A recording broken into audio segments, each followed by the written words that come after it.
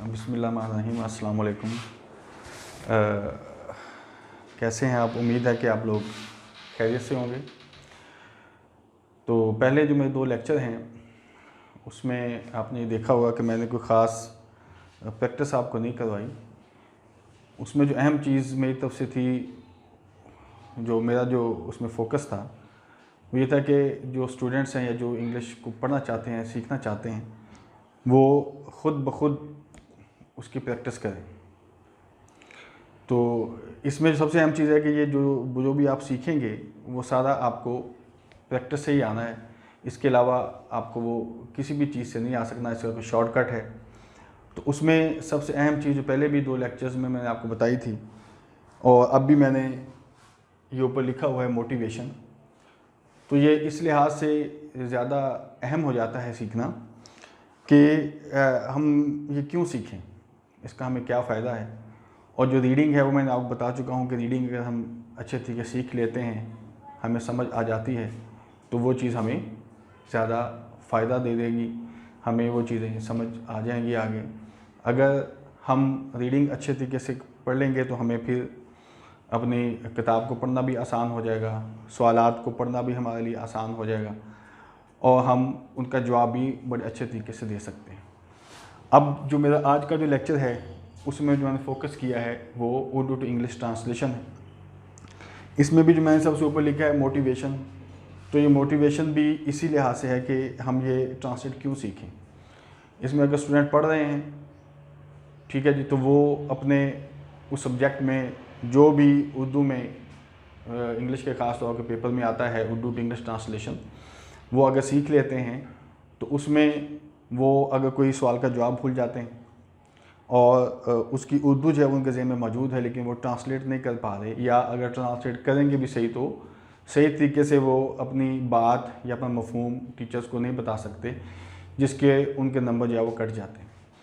तो इसमें ये चीज़ उनके बड़े फ़ायदे में आ जाएगी कि अगर वो ट्रांसलेशन सीख लेते हैं कि हमने ट्रांसलेट किस तरीके से करना है, तो ये उनके लिए बड़ा आसान हो जाएगा कि वो मज़मून में या कोई भी सवालों का जवाब देते हुए और किसी भी सब्जेक्ट में वो इस बात को बड़ी आसानी से ट्रांसलेट कर लेंगे कि जो उनके ज़हन में उर्दू में है, ठीक है, या किसी भी लैंग्वेज में है, वो उसको आसानी से अपनी इंग्लिश में उसको ट्रांसलेट कर सकते हैं। ठीक है जी। और इसी तरीके से मज़मून है, वो सेकंड ईयर में आता है, उसमें भी अगर वो कोई पैराग्राफ भूल जाते हैं और उनके ज़हन में मौजूद है कि वो क्या आगे लिखना है लेकिन वो उसको सही तरीके से लिख नहीं पाएंगे, तो उसके लिए भी ये चीज़ सबसे ज़्यादा ज़रूरी है कि वो ट्रांसलेशन सीखें और इसको इस वजह से सीखें कि जो वो कहना चाहते हैं वो वही चीज़ आगे टीचर को समझ आए और उनका मफहूम बड़े अच्छे तरीके से वाज़ेह हो जाए। तो इसके बाद में इसमें ऊपर जो हेडिंग दी हुई है कि difference between structure of sentences, इन दोनों में क्या फ़र्क है। तो इसमें मैंने दोनों सेंटेंस लिखे हैं कि मैं किताब पढ़ता हूँ, आई रीड अ बुक। इसमें एक तो लिखने का फ़र्क है, दूसरा थोड़ा सा इसमें अल्फाज का भी आपको फ़र्क समझ में आएगा। इंग्लिश लैंग्वेज है उसमें और उर्दू फ़िक्रे में थोड़ी सी तरतीब का फ़र्क होता है, इसलिए आपने ये नहीं समझना कि ये उर्दू ज़बान अलहदा है और इंग्लिश अलहदा है, इसको मुझे अलहदा सीखना पड़ेगा। वर्ड्स वही हैं, अल्फाज वही होंगे, लेकिन उनकी तरतीब में थोड़ा सा एक लैंग्वेज के हिसाब से उसमें थोड़ा सा फ़र्क आ जाता है। अब अगर हम इसको पहले देखते हैं तो इसमें जो पहला वर्ड आएगा, मैं जो लिखा हुआ है, इसको हम उर्दू में फ़ाइल बोल देंगे और इंग्लिश में इसको हम सब्जेक्ट बोल देते हैं। ठीक है जी, ये मैं यहाँ पे इसको लिख दिया है मैंने। अच्छा जी, अब फ़र्क क्या है कि उर्दू फ़िक्रे के आखिर में वर्ब या काम जो आता है और इंग्लिश में फ़ाइल के फ़ौरन बाद हम इसको लगाते हैं। अब यहाँ पे हमने वर्ब को समझना है, तो ये वाला वर्ड जो है ये वर्ब लिखा जाएगा या उसको हम काम जो है वो समझें। जो दरमियान में फ़िक्र आएगा, ठीक है जी, इसको हम प्रेडिकेट या मालूमात के मानी में हम इसको लिख सकते हैं। अब ये 3 इस फ़िक्रे के हिस्से हो गए। अब तरतीब देख लीजिएगा कि यहाँ पे जो सब्जेक्ट है वो यहाँ पे भी पहले आ गया, कोई फ़र्क नहीं है, लेकिन यहाँ पे वर्ब फ़िक्रे के आखिर में आया है और यहाँ पे वो फ़ाइल के बाद आ जाएगा। अब आपने यही तरतीब ज़हन में रखनी है कि उर्दू में अगर फ़ाइल पहले है और वर्ब फ़िक्रे के आखिर में है तो इंग्लिश में वो फ़ाइल पहले आ जाएगा उर्दू फ़िक्रे की तरह, और वर्ब जो है वो दूसरे नंबर पे आ जाएगा। उसके बाद इसका तीसरा हिस्सा जो आप लिखेंगे या जो प्रीडिकेट हम कहते हैं वो, या मालूमात या कोई भी चीज़ बताई गई है वो, इसके बाद हम इसको लिखेंगे। अब थोड़ी सी इस टर्मिनोलॉजी को या इन चीज़ों को समझ लेना है कि सब्जेक्ट क्या है, जो कि इस फ़िक्रे में आई जो है ये इसका सब्जेक्ट होगा, जो कि काम कर रहा है आदमी या कोई भी चीज़ है जिसके बारे में हमें बताया जा रहा है, ठीक है जी, वो हम उसको फ़ाइल में शामिल करेंगे। दूसरा है ऑब्जेक्ट मफ़ूल, जो कि यहाँ पे किताब जो है ये इसमें आ जाएगी। इसको मफ़ूल भी कह सकते हैं, इसको प्रीडिकेट भी कहा जा सकता है और इसको ऑब्जेक्ट भी कहेंगे, ठीक है।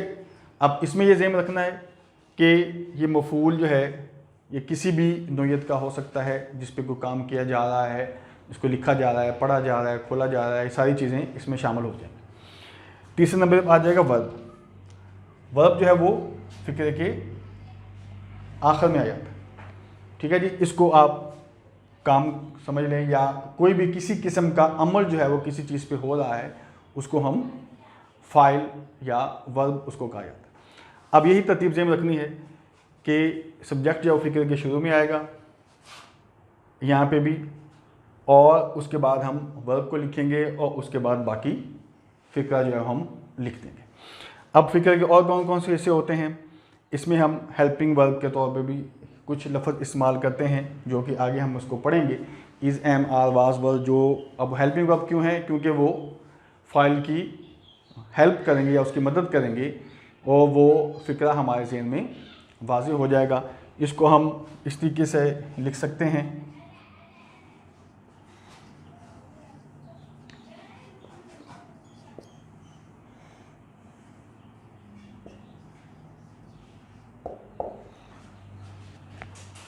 अब इसमें ये जो लफ्ज़ यहाँ पे इस्तेमाल होगा है इसको हम हेल्पिंग वर्ब कहेंगे, क्योंकि ये हमारे उस वर्ब की को एक्सप्लेन कर रहा है, उसको हमारे सामने वाज़ेह कर रहा है। अच्छा, इसके बाद दो और हिस्से हैं, क्लॉज और फ्रेज़। अब क्लॉज फ़िक्रे का वो हिस्सा होगा या वो अल्फाज का मजमूआ होगा कि जब तक हम उसको जुमले में इस्तेमाल नहीं करेंगे उसका मफ़हूम वाज़ेह नहीं होगा। अब ये मैंने जुमला एक लिखा हुआ है, इसमें अगर हम फ़िक्रे के इस हिस्से को समझ लें, इसको दो पार्ट्स में तकसीम कर लें, तो इसमें से दोनों जो अल्फाज को मजमूए हैं या दोनों सेंटेंस जो बनता है ये बेमानी होगा जब तक ये एक दूसरे के साथ नहीं मिलेंगे और एक मुकम्मल मानी नहीं देंगे। इसके बाद है फ्रेज़। फ्रेज़ को हम आम तौर पे मुहावरा भी कह सकते हैं। ये अल्फाज का ऐसा मजमूआ होगा जो कि बामानी है, लेकिन ये मानी कब देगा, जब हम इसको फ़िक्रे में इस्तेमाल करेंगे, उससे फिर ये अपने मफ़हूम जो है वो वाज़ेह करेगा। अब टू बी इन फिक्स, इसके मानी है किसी भी किस्म की मुश्किल में पड़ना, किसी कोई मुसीबत आ जाए, कोई मुश्किल आ जाए, कोई ज़हनी मुश्किल आ जाए, ठीक है जी, उसको हम समझते हैं। अब अगर हम इसको फ़िक्रे में इस्तेमाल करते हैं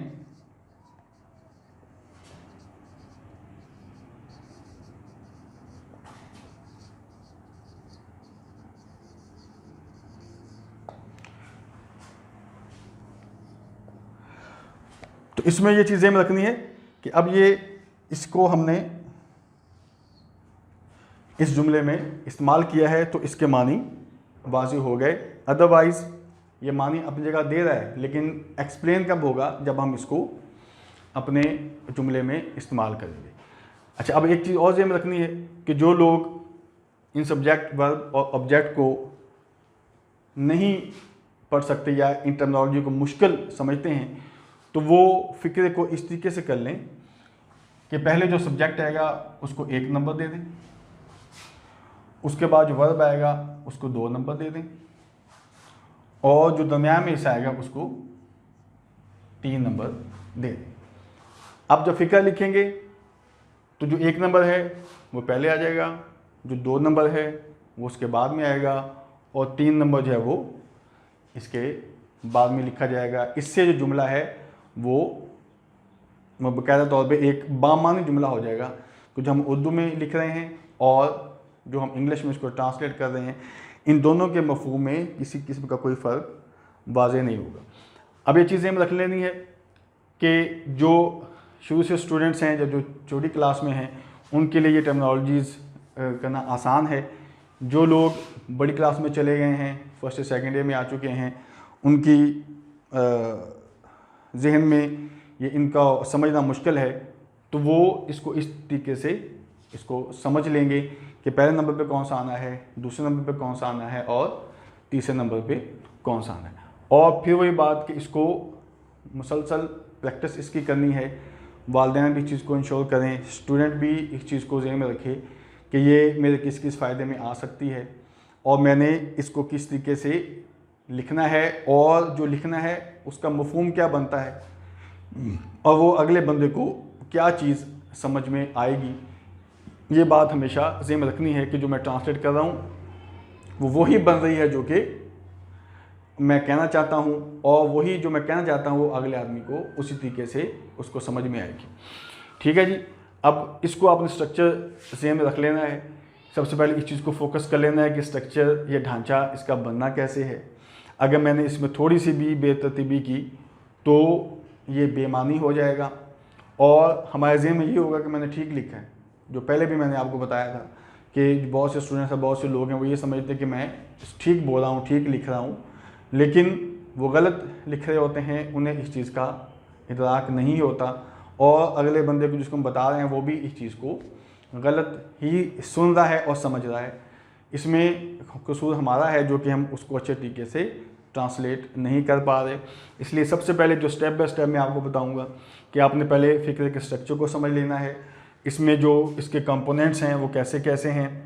ठीक है जी। इसको किस तरीके से मैंने जोड़ना है और ये उस तरीके से बामानी बन जाएंगे।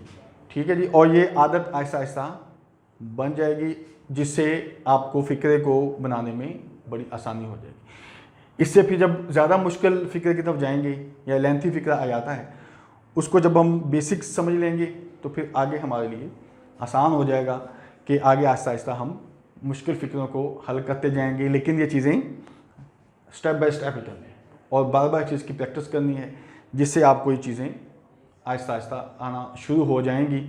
और फिर वही बात जो मैं कहने कि इसमें प्रैक्टिस बहुत ज़्यादा ज़रूरी है, बार बार आपने चीज़ को करना है ताकि आपको ये चीज़ समझ आ जाए।